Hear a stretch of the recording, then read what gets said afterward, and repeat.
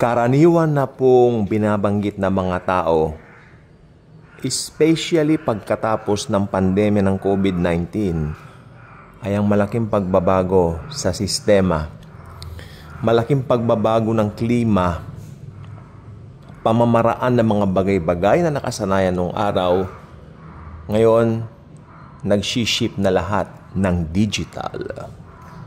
As if something is being prepared for the whole world, for them to be ready and to get ready to meet someone who will implement everything like that. The Antichrist. Thankfully, the church will be no more here during that time because it's very clear in the scripture, we will be raptured and we will be to be with Jesus forever and ever. Yan po ang maliwanag na nakalagay na tala sa scripture. Una ko napansin, mamaya ko sasabihin napansin ng iba, una kong napansin, pagkatapos ng pandemya, nag-shift lahat into digital. Alam niyo po ba, way back 2018 and 2019, kami po ay bumibili pa ng mga tinatawag na mga pirated DVD. Yan. Naku po, nabuking. Diyan po sa Quiapo. Minsan, alam niyo po sa Green Hills, meron, di po ba? Dami. Tapos, nung pumunta kami sa isang probinsya, bumili din kami, 2019. Pero during that time, napansin namin konti na lang. Pagkatapos dito sa SM, meron pang Astrovision dati. May balikbayan kami dati na dumating. Gusto niyang bumili, mamakyaw ng mga DVD. Nagulat kami. Isang branch na lang pala ang natitira sa buong Metro Manila o sa buong Pilipinas ng Astrovision during 2019. Yun po yung nasa SM North EDSA. Okay? And after pandemic, nagsara na rin po yata ito at wala na. Okay? Yun po ang una kong nakita, nag-shift lahat ng digital. So yung mga dating pamamaraan natin pre-COVID days, noong mga panahon bago mag-COVID, kakusana, ay talagang unti-unting napapalitan at siniship into digital. Makikita po ninyo dito na parang convenient nga naman kung digital. Wherein, naniniwala po ako sa panahon natin ngayon. Especially ako, na isa rin pong gumagawa ng mga videos tungkol kay Jesus, mahihirapan po akong gumawa ng videos kung yung pamamaraan natin noong 2019 o 2018 ang ating susundin. Yes, may YouTube na rin noon, pero hindi kasing convenient ngayon. Napakaganda ngayon, napakabilis ngayon kung paggawa lang ng mga videos and vlogs ang pag-uusapan. Way back 2019, hindi ganito kagaling gumawa ng mga videos at hindi ganito kaliwanag ang mga camera ng cellphones. Tama po ba ako? Sabihin niyo po. At bumibilis din po ngayon ang paggamit natin ng mga GCash. Ako po, wala pong laman ng GCash ko ngayon. Baka gusto nyo pong lagyan ng laman. Joke, hindi ako humihingi ng pera, nagbibiro lang po ako. May nagbibigay po naman sa akin, pero definitely hindi po. May walang kinalaman sa gawain ng Lord. May nagbibigay naman po sa akin. Sa biyaya ng Panginoon. Lalagyan naman yun. Hindi ko sabihin na pupuno, pero at least lalagyan. Ba't pa tayo napunta roon? Okay.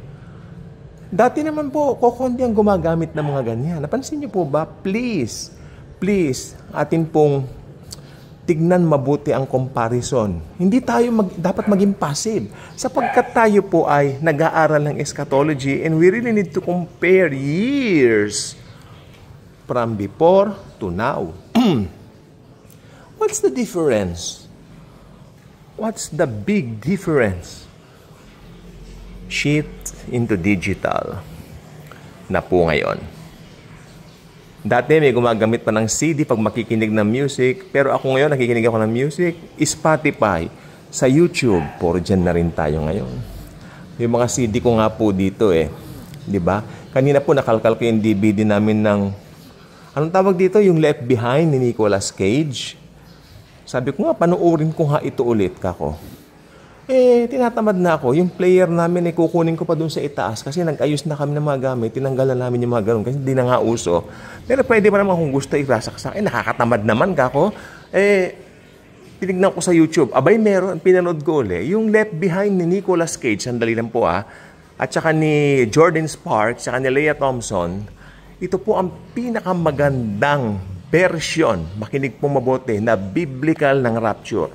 Nakulangan lang po siguro ako nung chaos. Siyempre, hindi na po nila ipapakita yan, pero yung rapture feel, napakalakas. Nasa YouTube po siya, ang bida si Nicolas Cage.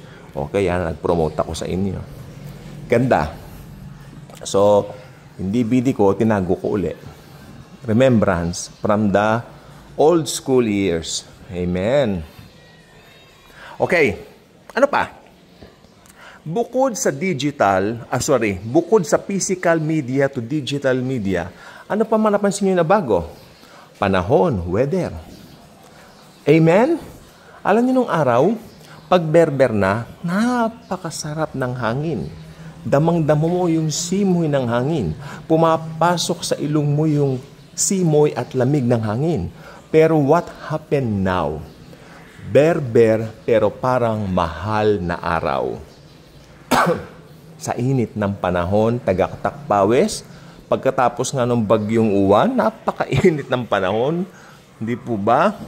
Tagaktak pawis.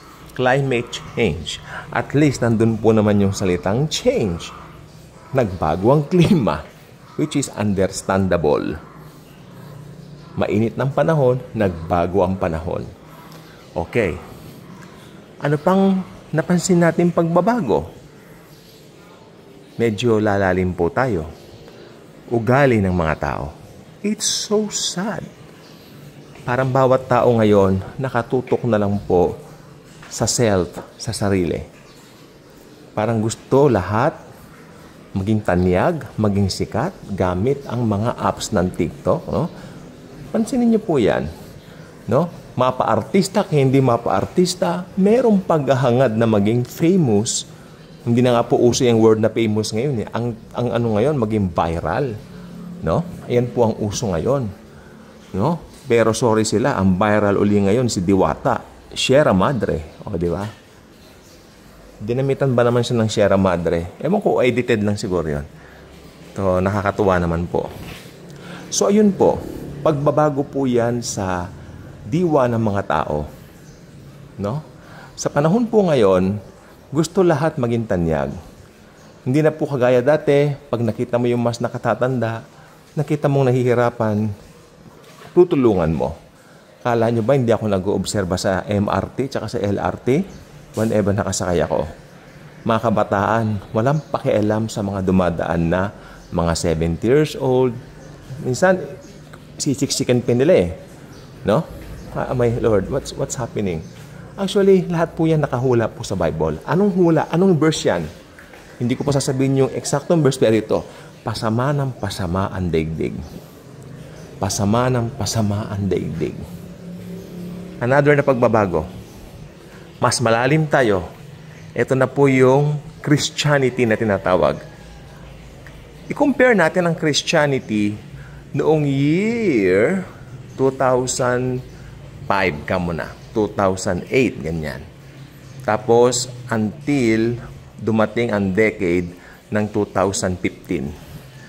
Alam niyo, nung panahon na yan, napaka-active ng Bible study namin.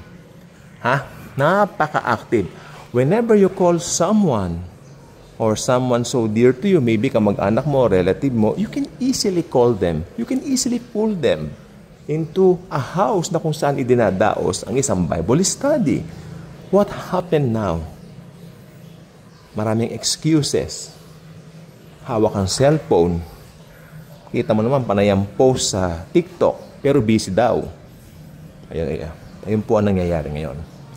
Malaking pagbabago, malaking especially ngayon, ang kinalungkot ko rito, yung pagbabago po sa daigdig ng Christianity, ng Kristyanismo. Ibang-iba na po. Mga churches, hindi na iprini-preach ang gospel. Yung iba bumalik sa law. It's so sad that one of the former church na inaatinan ko nagbalik po ng law. Alam niyo po ba dati ang preaching noon grace na eh. What happened now? Nagbalik po sa law Para alam nyo, ang sabi nung nakausap ko, nagbalik daw sila sa law para magkaroon siya ng control. Kasi iniiwan siya ng mga member niya, umaalis eh. Parang siguro tatakutin niya na parang magkakaroon ng ganito, ganyan. Wrong motive. Ayan na ba ang churches ngayon? Alam niyo po ba, I feel loved more by the Lord nung panahon ng grace ay nagsisirculate. Ito po yung panahon ng 2011 and 2012. Pagpasok kasi ng 2000, kalahati ng 2013, nakita ko po yung sudden shift ng mga pagbabago kasi umuunlad na rin ang teknolohiya noon. Although hindi po katulad ngayon, pero umuunlad na rin ang technology noon. Napapansin ko, pagdating ng 2015, marami na pong mga excuses. Kaya pagdating ng 2016, nagkaroon kami ng gawain sa isang place, kung nababanggitin kung saan, ay kahirap mag-imbita. It's so hard to invite them. Tandaan nyo, during that time, uso na po yung ilang mga nakasanayan during that time. Okay, 2016, uso na po noon yung GC. Maraming naloloko noon sa GC at madalas nandyan sila sa GC, buong maghapon nagtatatype lang sila noon. Ayan ang uso noon, so 2016. But alam ko, kasama ako eh. Pero ako, meron kaming GC tungkol sa Lord. Sorry, noobo ako. Ganito kapag itong panahon. Sorry po So, yung time nila accumulated ng GC. Ang alas 4 pala ng umaga, good morning, may makikita ka na hindi rin siya nakatulog. Excited na rin siya sa buong maghapon na mag-GGC kami. Mga tipong ganyan. Uso na po noon yun. So, ang hirap na rin po magtawag ng magkaroon ng gawain. Nag-struggle kami.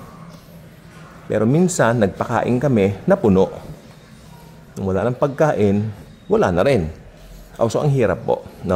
Yan po ang mga pagbabago na nakita ko, na obserbahan ko. Pero wait ka lang. Ito po ang pinakamatindi. Ito po ang pinakamatindi. Lumalala ang pagbablaspheme o paglapastangan sa Panginoong Hesus. Itong mga panahon na ito. Itong panahon na ito, itong decade na ito, sasabihin ko, lumala ang paglapastangan sa Panginoong Hesus.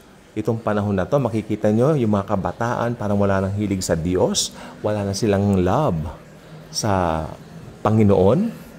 Ito po yung panahon ng after ng COVID-19. Sabihin na natin, 2023. Diyan ko umpisa ang naobserbahan yan. Mga bata ngayon, laging hawak ang cellphone. I'm talking about a 9-year-old kid. Walang pakialam, maski nagba-Bible study kayo. Walang pakialam, dead malang. Nakakatakot po yan. Ito na po yung mga generation beta, kung tawagin nila, beta ba? Am I correct? Please, ano po sa baba, type. Generation meta o beta? Betamax? Babalik ba sa Betamax? Ewan ko. Pero hindi ko po alam, Basta ako millennial pa rin ako. Nananadil tayong millennial. Pero hello, parang natatabunan na yata yung generation natin. Nakakatakot yata. Ganyan po talaga. Tanggapin natin yan.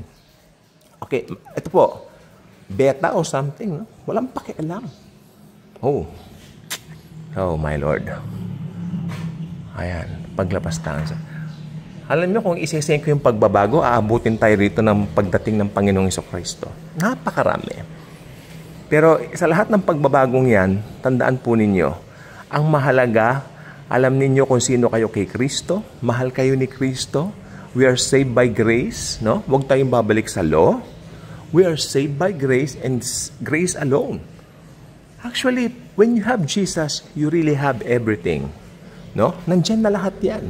Importante you know who you are in Christ. Share the gospel, share the good news. Continue to share it on your social medias. Kung nandun ka sa opisina mo, sa vicinity ng opisina mo, share Jesus there. Sa vicinity ng iyong eskwelahan, share Jesus there. O kahit saan, anong work mo, share Jesus there. It's very important sapagkat anytime now, magra-rapture na po. Okay? So, ito pong gusto ko po sabihin sa inyo. Despite ng pagbabago, merong isang hindi nagbabago. He is the same yesterday, today, and forever. And His name is Jesus. Kaya kung hindi pa kayo ka-daily good vibes. Kung hindi pa kayo ka-good vibes, maging ka-good vibes na kayo by clicking that subscribe button. And hit the notification bell so that YouTube will remind you whenever we have new videos installed dito sa ating channel. Okay? So, lagi naman tayo nag-update ng mga videos natin. Lagi naman tayo may mga bagong videos sa biyaya ng Panginoon, no? Maliban na nagkasakit ako nung last month, pero syempre should I say, syempre malakas tayo. Because we are strong in the Lord. Gagawa tayo ng marami pang videos, no? So, wait for the newest upload, no? Sa channel natin lagi. Pero importante, maging ka-good vibes kayo. I-share nyo ang channel ng Daily Good Vibes because this channel only belongs to Christ Jesus and only praise Jesus alone. God bless po.